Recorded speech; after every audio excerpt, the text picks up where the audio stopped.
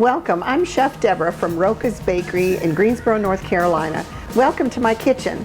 Today we're going to make a delicious old-fashioned southern treat called red velvet cake with our delectable cream cheese icing on it.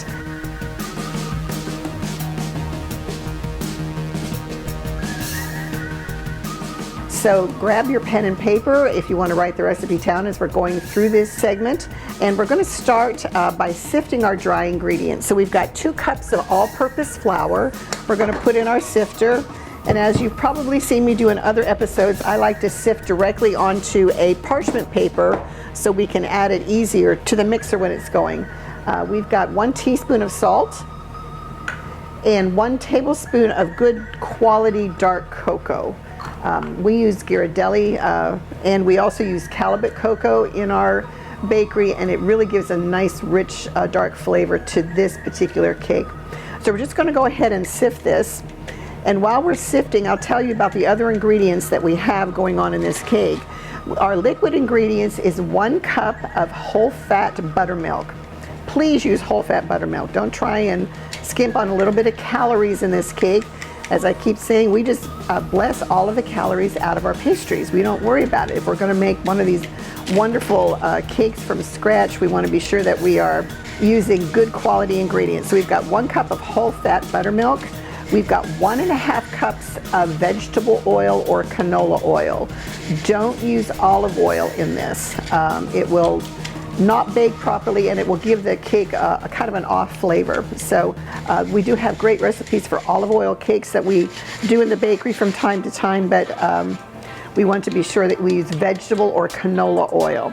So we've got our dry ingredients sifted, and we're going to set that aside for just a minute. So what we've got here is we've got our 1.5 cups of oil, we've got our 1 cup of buttermilk, we have 2 cups of granulated sugar, and we're going to put this into the mixing bowl. This is called an oil-based cake, and they come together really, really fast, and you don't have to worry about creaming. So we're not going to be creaming butter and sugar together. We've got butter and cream cheese and our powdered sugar for the icing, but we're working on the cake right now. So we've got our 1 teaspoon of vanilla. We'll just add to the oil, and we have this is my secret ingredient that you can't buy in the stores, but you need to have 1 small bottle of red food coloring. So we use a special emulsion for our red velvet cake that makes it extra special. Then we've got 2 eggs, large eggs at room temperature. And then we have 1 teaspoon of baking soda and 1 teaspoon of vinegar. And we're going to keep that aside. That's our leavening agents. And when we get all of our ingredients incorporated together, we're going to mix these 2 and cause a chemical reaction, and you'll see it bubbling up. And then we're going to pour that mixture into the batter and fold it in, and that's what's going to make our cake raise. So we're not doing baking powder. This is just baking soda and vinegar. So we're going to go ahead and add our oil, our extracts, and our eggs right into the mixer together, and we're going to let that beat until it's incorporated on medium to medium-low speed. And then when we get ready to add our dry ingredients, we're going to add it in thirds. So we're going to put like 1/3 of the flour mixture in, and then half of the buttermilk, and then another 1/3 of the flour mixture, and then the remaining 3/4 cup of the buttermilk, and then the last part of the flour we'll fold in by hand and then add our leavening agent. So we're going to turn the mixer down on low as we add the flour. Now if you find it easier to not do it this way, like I do in the bakery, you can go ahead and sift it into a bowl and scoop it out. That's perfectly fine. We're used to doing it like that. So we're going to add half of the buttermilk, then another 1/3 of the flour. And the reason we do this is it builds structure to the cake. So you get a nice crumb on the cake, because this is an oil-based cake. And oil-based cakes, they stay moister a lot longer than the butter cakes. Our chocolate cake is an oil-based cake as well. And then we're going to add the rest of the flour. And then we're going to stop the mixer, and we're going to go ahead and incorporate the rest by hand. I like to do the last, when I'm doing cakes, The last mixing by hand, except for our chocolate cake, we don't really have to do that because it's a little bit different recipe that I developed for that one. But I would like to be sure that it doesn't overbeat the flour and actually activate too much of the gluten to make the cake tough. So if you keep beating the flour and you beat it too long, the cake will turn tough and it will develop little tunneling and little holes in your cake, and you don't want that. When you cut it, it doesn't look good. So it still tastes the same, but you know, we eat with our eyes first, and so anytime we want to have our cake look really super great, we want to make sure that we're just mixing by hand so that we get a nice smooth batter. I don't know if you can see this or not. And we want to be sure we get to the bottom of the bowl and move it up and over like this in a folding manner, like we've done you've seen me do in other shows with our whipped cream and pastry creams. Okay, I think we're good to go. Now I've already prepared, we're doing 6-inch pans today. We're doing 3 6-inches. So I've already prepared our pans with Baker's Joy and parchment rounds in the bottom so that the cakes don't stick. So we're going to go ahead and put together our 1 teaspoon of vinegar and our 1 teaspoon of soda, and you can see it bubbles up. Let me grab a spoon real quick here and make sure that it's all mixed together. And this chemical reaction is releasing carbon dioxide actually, and we're just going to pour that right into the batter, and it causes it to raise really nice. And this cake is a little bit denser. It's not going to be one of those super light cakes, but it's not going to be really heavy either. It's going to be kind of in between. And so we're just folding that leavening mixture into the batter. And then we're going to be ready to just put it in our pans in a 350-degree oven. And this cake takes a little bit long to bake, so we're going to look at checking the cakes probably in about 25 minutes. So we'll get this scooped up into the pans that we've got here. So you see this cake just comes together so quick, and it makes great cupcakes too. So you can use these in regular size cupcake liners or jumbo. We use jumbo cupcakes in the bakery because everything we do is super size. Our customers like that. So do our kids, our little customers, our little people customers. And so this should give us just enough for 3 layers on our 6-inch cake. Now you can half this recipe really easy, so don't be afraid to half it if you're not looking at making a lot of cupcakes, or you just want maybe a 2-layer 6-inch. Half a recipe would probably do you just fine, especially if you're this size cake is great for like 2 or 3 or maybe even 4 people. We have our little 4-inch cakes that we call our smash cakes for our little baby cakes. For our little babies who are celebrating their 1-year birthday. We sell a lot of them at Valentine's Day in heart shapes, our little 4 inches for I love you cakes. So we can do all kinds of fun stuff with cakes in different shapes. So we've got these in our pan. We're going to put them in our 350-degree oven, start checking at 25 minutes with a cake tester. When it comes out clean, it's ready to put on your cooling rack. So we'll see you in just a few minutes. So while our red velvet cakes are baking, we're going to go ahead and make our cream cheese buttercream. So I've got 4 cups of powdered sugar. We've got 8 ounces or 1 block of full-fat cream cheese, and we have 2 sticks of good butter. I think this is Land O'Lakes butter, but a nice good butter. Do not use margarine. It will not make good buttercream for you. I've got a teaspoon of vanilla, and I have a little bit of milk here just in case I need to thin it out a little bit. So we're going to go ahead and put the icing sugar into the mixer bowl.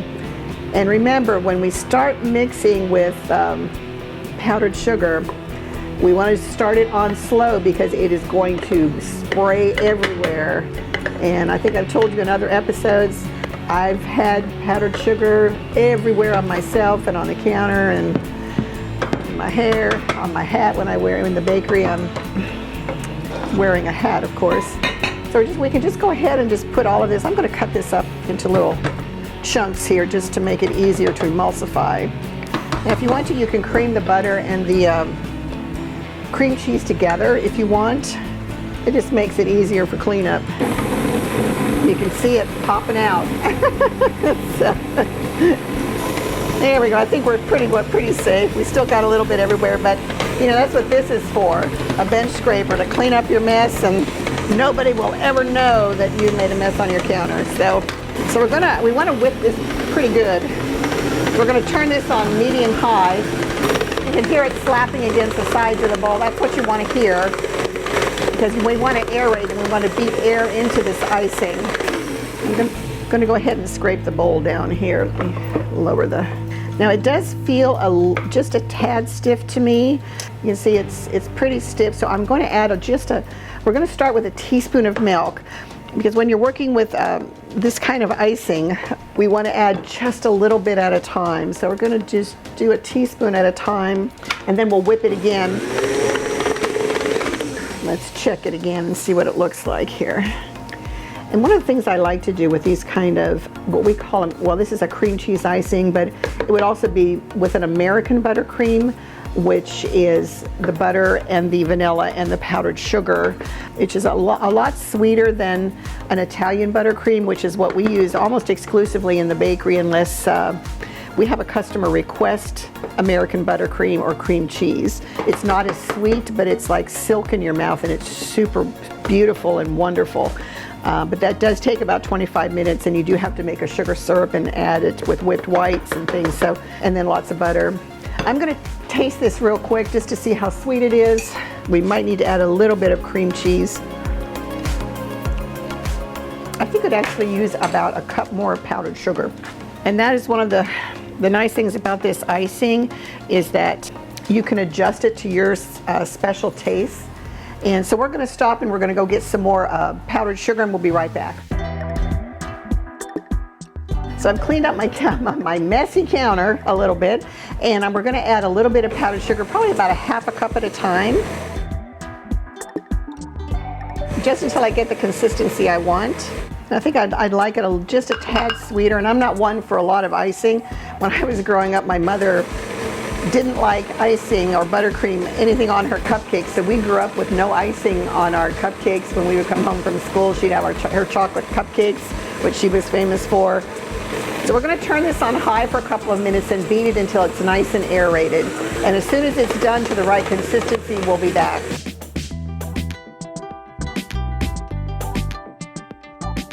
So this is our buttercream after it's been whipped for about 5 to 6 minutes. You can see how beautifully fluffy it is.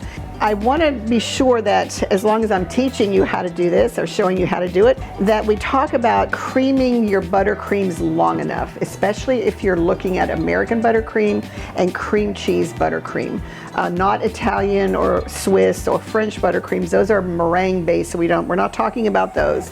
We're talking about American or cream cheese. It is important that you beat it long enough. With a paddle, you don't need a whip on your mixer, but a paddle attachment until it gets aerated enough. So you don't want this heavy, gluey frosting or buttercream on your cake.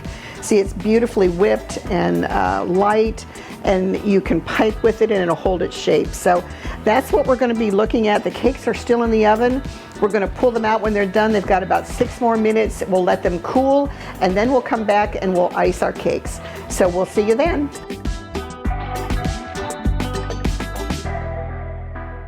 So we're back with our red velvet cake and our cream cheese frosting that we made earlier. I have put some frosting into a piping bag with a star tip. Again, you can use use a closed star tip, you can use a rose petal tip if you want to, whatever design you want to make on your cake, it's yours to do. So I've trimmed our cake a little bit to get any of the more baked, harder edges off. And we put a little bit of buttercream on the bottom of the cake plate so that we have a solid base and it sticks to the cake plate and it doesn't move. And so we're just going to go ahead and we're just going to pile up our delicious cream cheese frosting in the center, and we're going to spread it out, push it to the edges. Now if you're afraid, if you're new to icing cakes and you don't want to get any frosting or buttercream on your cake board, you can take some parchment paper or wax paper and put it around and stick it right just a little bit under the cake, and it'll protect your cake plate for you so you don't have anything to clean up. So we're just going to go ahead and continue layering our cake, and this is going to be a 3-layer cake. Again, the 6-inch cake will feed, maybe 4 people. It's a nice little cake to have if you're just having another couple over to your house for dessert and dinner. It's not, you don't have a lot of leftovers. This is going to be the top of our cake now, so we'll just continue to push the buttercream around. Then we're going to go ahead and start icing the sides. So we're just going to push some buttercream on the sides of this cake. Now the red velvet cake you can make fancy, or you can make kind of rustic, whatever you're in the mood to do at the time that you're icing your cake. We're probably going to have enough buttercream to do a full coverage. One of the popular types of cake finishes now is the semi-naked cake, where you just put a very thin layer of buttercream on the cake. So you want to, as you can see, this frosting is pretty soft. Once we get this initial coat on, we're going to stick it in the cooler and let it harden up a little bit, because that's one thing about cream cheese, is that it is very, very soft, and it's hard to do too tall of a cake with the cream cheese buttercream because it's super soft. And if you add more powdered sugar to make it stiff, then the flavor of the cream cheese buttercream is going to be a little off. It's going to be too sweet. So you just keep that in mind. In the bakery, we do the cream cheese buttercream by order. If we have red velvet cake on the case for our cake of the day, we will probably do an Italian buttercream, just because that is a little bit more stable and it's not temperature sensitive like the cream cheese icing is. So if you're using cream cheese icing, because of the cream cheese, we do need to make sure that it stays in the cooler, and you can probably leave it on the counter for up to an hour, hour and a half, and then you really want to keep it back in the cooler, just because you don't want it to spoil and make anybody sick. So I think we're going to have to let this sit up for just a minute here so I can finish it, and we'll be back in just a couple of minutes. So we're back after our cake has been cooling for a while, because the cream cheese buttercream is very soft. So when you put your crumb coat or your initial coat of icing on it, put it in the refrigerator for 20-30 minutes to let it harden up. Otherwise the layers can slide off of each other a little bit. So the cream cheese icing is a little bit temperamental to work with. So what we're going to do is we got our base coat on, and I put another layer on, and so it's got a little bit of a rough finish, but we're going to do a rough final finish on it. So I saved some what we call cake trash when I trim the tops of the cakes off, and I've crumbled it up, and we're going to use that to decorate the cake today along with our buttercream. So I'm just going to take my offset spatula, and I'm just going to hold it onto the cake, not pressing in, but just very lightly touching the cake, and we're going to create a ringed effect on the cake. And so we're just going to spin the cake plate on our cake stand so that we get a nice rimmed effect. And that way you don't make yourself crazy trying to create a super ultra finish on a smooth finish on it. So we're going to do the same thing with the top. So we're going to have, and so you just go a little bit closer into the center like that, and finish up with a little peak. And then we're going to take some cake crumbs, and we're going to press some cake crumbs on the bottom to give a little bit of color onto the plate. Now if you don't want to do this, the finish and how you do your cake is completely up to you. It's your cake and it's your choice. Again, if you put a little, and I'm going to leave it just like it is because I like the way that looks around the bottom. But I'm going to put a little bit of borders on the top with our buttercream, so you can see how to give an alternate finish. Let me clean up a little bit here. So one thing, when I'm decorating cakes, I like to keep a clean surface. I usually have 2 or 3 pieces of parchment paper around me, because you don't want to get cake crumbs in any other buttercream that you're using. So I'm pretty fussy about that in the bakery when I'm working with cakes and cake crumbs. So here I'm going to do just little dollops like this on the top, because the top of this cake is so small, you really don't have an opportunity to do anything big on the top. So you don't want the top of the decoration to overpower the cake. You just want it to be a little bit of an accent like that. And then take a little bit of the cake crumbs and put it in the center. And maybe just sprinkle it over the top like this. It looks like little mountain peaks of red velvet. Let's just check to see what we got here, and it looks good. So this is our red velvet cake. This is Chef Deborah from Roca's Bakery in Greensboro, North Carolina. Signing off for you today. Please visit us on our website at rocasbakery.com, at the Piedmont Triad Farmers Market in Greensboro, North Carolina, every weekend starting in May from 7:30 a.m. to 4 p.m. And if you want to order something special that you don't see on our online store, please call me directly. Our number is on the website. Until next time, signing off, this is Chef Deborah.